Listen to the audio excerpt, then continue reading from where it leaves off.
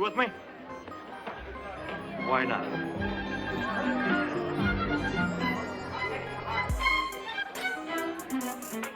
Jacket to wear over a bathing suit. Elly May, clamp it. Cover up your nakedness, child. That's the way everyone goes. She captured hearts as iconic Elly May Clampett in Beverly Hillbillies, but her abrupt exit left everyone puzzled. What led to her downfall? And did her connection with Elvis Presley play a part? Follow us through this video as we uncover some rare photos and untold truths about the life of Donna Douglas. Donna was born on September 26, 1932, in the community of Pride, East Baton Rouge Parish, Louisiana. As a young girl, Donna attended St. Gerard Catholic High School, where she learned how to play basketball and softball. Fascinated by the entertainment world, Donna spent most of her teenage years participating in beauty pageantry. She was named Miss Baton Rouge and Miss New Orleans in 1957. Convinced that she had a greater calling than what her little town in Louisiana could offer, Donna headed off to the big city of New York in pursuit of her Hollywood dreams. Life in New York was not as rosy as she had thought. She started as an illustration model for toothpaste advertisements. Then she was cast in NBC's 1957 Perry Como show and the 1959 Steve Allen show. For her performance in these shows, Donna was awarded the Miss Byline crown by New York photographers and newspaper reporters. That same year, she was cast in the musical comedy Little Abner, and this was followed by the role of a secretary in the 1961 Lover Come Back, which also featured top stars like Rock Hudson and Doris Day. Donna finally met her big break in 1962 after she was selected from over 500 actresses who auditioned for the role of Elly May Clampett in the hit sitcom The Beverly Hillbillies. Elly May Clampett, a tomboyish yet beautiful and naive country girl, was one of the most iconic characters in the history of television. She personified a certain kind of rural American innocence, which provided a humorous contrast to the high society settings and characters that the Clampetts encountered when they moved to Beverly Hills. She is remembered fondly for her role as Elly May Clampett due to the iconic nature of the character, her comedic performance, the charm and likability she brought to the role, the cultural impact of the show, and its longevity. But unfortunately, the beginning marked the end for the young actress as she became typecast for her role in the sitcom, and her career slowly came to an end. She did all she could to save her dying career, but even a feature with the king of rock and roll, Elvis Presley, couldn't do much for her.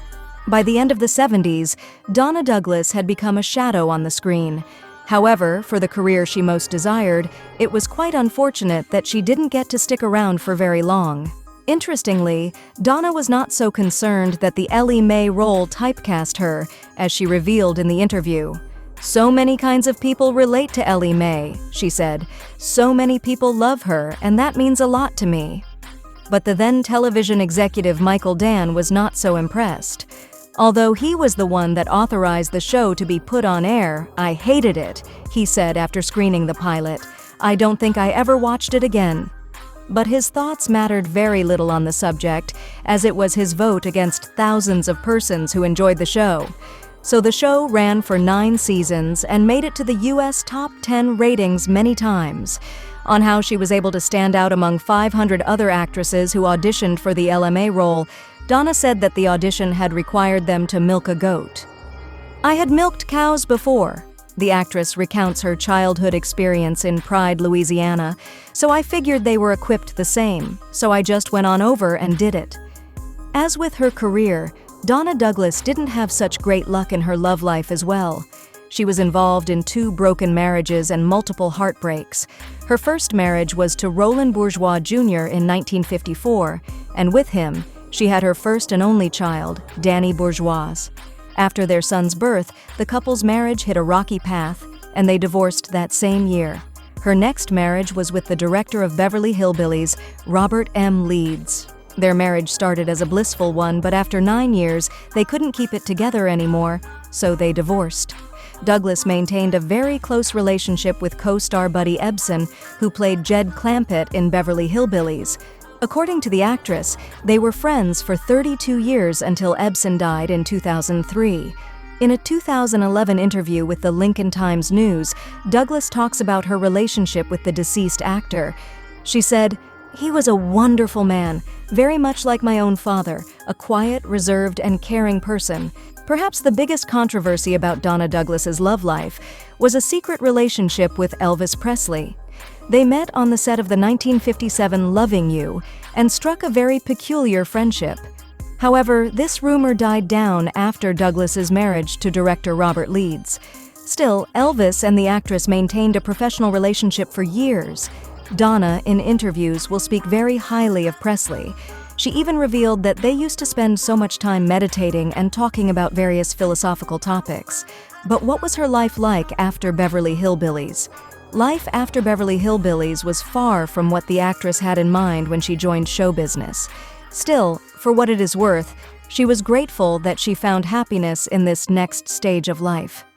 Donna Douglas became a gospel singer and performed in many churches, schools, and colleges across the United States.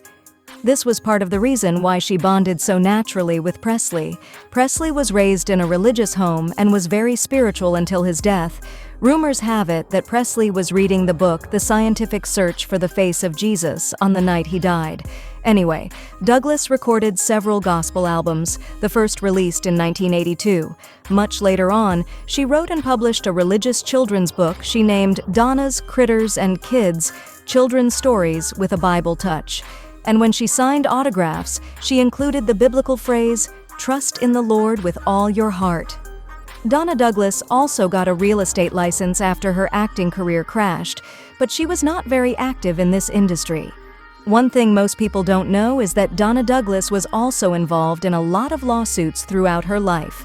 In June 1993, Donna Douglas filed a $200 million lawsuit against the Walt Disney Company, Whoopi Goldberg, Bette Midler, and a creative agency. She claimed that the 1992 comedy film Sister Act was plagiarized from the book A Nun in the Closet, owned by her and her partner, Kurt Wilson. According to her, the developed screenplay had been submitted to Disney, Goldberg, and Midler 3 times between 1987 and 1988, and she also claims more than 100 similarities and plagiarism between Sister Act and her book in screenplay. At the heat of the case, Douglas and her partner were offered $1 million to close the case, but they refused. Later on, the case went in favor of Walt Disney and the other defendants, and Douglas couldn't hide her disappointment with the law. However, this was not going to be Donna's last business with the court. In 2011, Douglas sued the Mattel Toy Company and the Consumer Products Division of CBS Corp., demanding $75,000 in compensation. She claimed that the toy company, without her authorization, used her name to promote and sell their Elly May Barbie doll. CBS argued in court that they did not need her permission as the network held exclusive rights to her character. Anyway, they were able to find common ground, and the case was settled in 2011 with both parties satisfied. On the 1st of January 2015, Donna Douglas was reported dead at the Baton Rouge General Hospital. She died from pancreatic cancer at the age of 82. She is survived by her only son, Danny. I always get a kick talking with her. She was Elly May, just an older version and as sweet as can be, Douglas's manager Jackie Stander said. Her niece Charlene Smith, in describing her, said, "She was always happy, always beautiful. You always saw her with all her makeup on. She never looked her age." Donna Douglas might be gone, but right now, as always, we can still feel the warmth she brought into our hearts and all the unforgettable sweet memories we remember of her. At the time of her death, Douglas's net worth was estimated to be somewhere around $500,000. So if you enjoyed this video, be sure to check out other videos of beautiful actresses of yesteryears on the end screen. Thank you.